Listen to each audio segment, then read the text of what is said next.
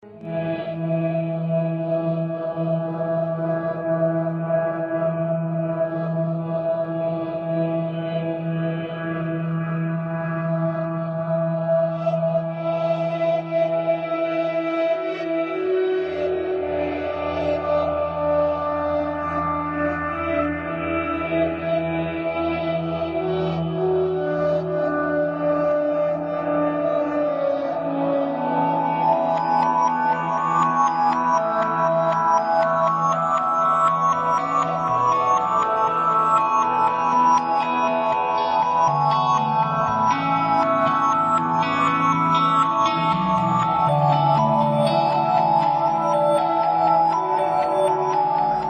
me, it has been a beginning. It is a beginning.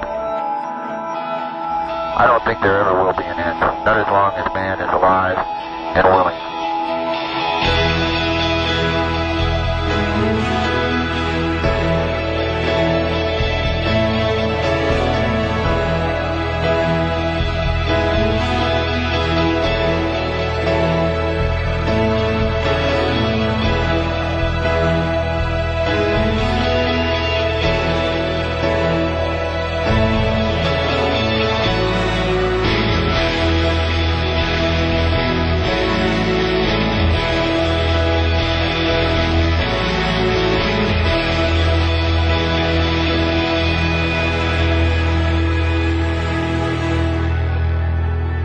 Constellation is NASA's program to return humans to exploring beyond low Earth orbit.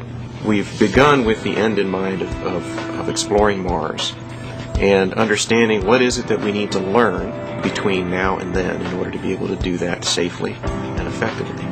We have three different, what we refer to as design reference missions. The first one is servicing the International Space Station. Insert into orbit, rendezvous and dock with the International Space Station, stay up to 180 days or more at the International Space Station, and then return that crew to the surface of the Earth. Design reference mission number 2 would be to do a 7-day mission to the Moon.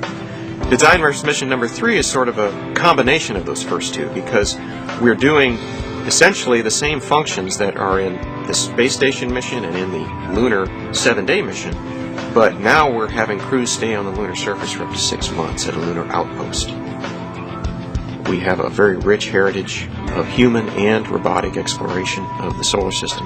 The extent of our reach, who is the Moon, and generations past with humans, Constellation is about reaching beyond that point ultimately.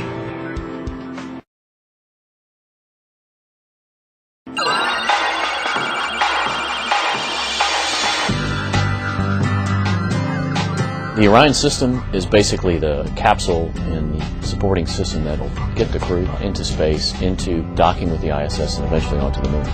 So that's where the crew sits. That's where the crew does its job.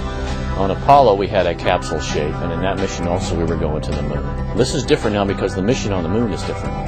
We're now going global access on the Moon, meaning we want to be able to go to the poles where we might find the ice and those kind of things, which will help us sustain ourselves there longer. To do that requires a different vehicle, right? More propellant than we had on Apollo. We also want to be able, when we're on the Moon, to have a sufficient crew to actually do a lot more EVAs to get out there and actually do work. So that's why we're sending 4 people to the surface. So given those two changes, this Orion system is much different than Apollo as far as the size and the other capabilities. Now to get Orion in orbit, you need a booster. So that's Ares 1.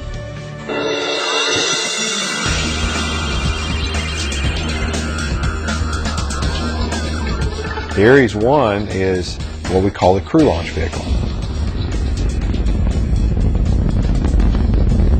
It's made up of a first stage, which is derived from the Space Shuttle solid rocket booster, except it uses an extra 5th segment, and with a liquid oxygen, liquid hydrogen upper stage powered by a J2 engine, which is a derivative of the old J2 engine that flew on the Saturn V.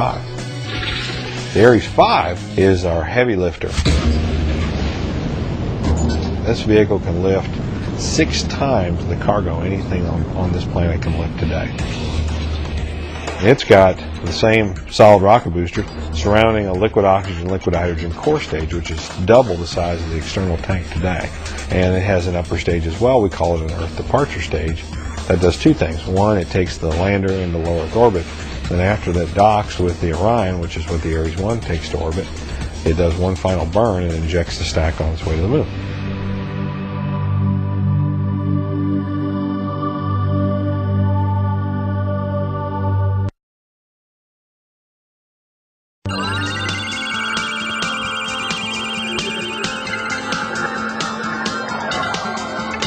The lunar lander is part of the Constellation program. It has a mission of taking 4 people back to the surface of the moon. In this architecture, the crew is actually launched separately from the lander. You launch the crew in the Orion vehicle on Ares 1, and you launch separately the Earth departure stage and the lander on Ares 5. Both of those go into low Earth orbit. The Earth departure stage and the lander rendezvous with the Orion vehicle in low Earth orbit. At that point, the Earth departure stage does a translunar initiation burn, and we go to lunar orbit. You drop the EDS stage along the way, and you end up in lunar orbit with the lander and the Orion vehicle. And at that point, they separate. The lander goes down to the surface of the moon. We leave the descent stage on the surface of the moon when our mission is done, and only the ascent stage returns to orbit. We re-rendezvous with the Orion vehicle, and then we expend the ascent stage. We have 3 different missions. We have one mission which is a sortie mission, and it takes 4 people to the surface of the moon for 7 days. They actually live out of the lander in that mission. We have a second reference mission, which is an outpost mission, and in that mission the lander takes the crew to the surface of the moon, but the crew then lives out of the outpost. In that mission, the lander actually sits dormant for approximately 6 months. The third mission is the cargo mission. That is an uncrewed mission. It's an automated lander, and that's what you would use to bring heavy cargo to the surface of the moon.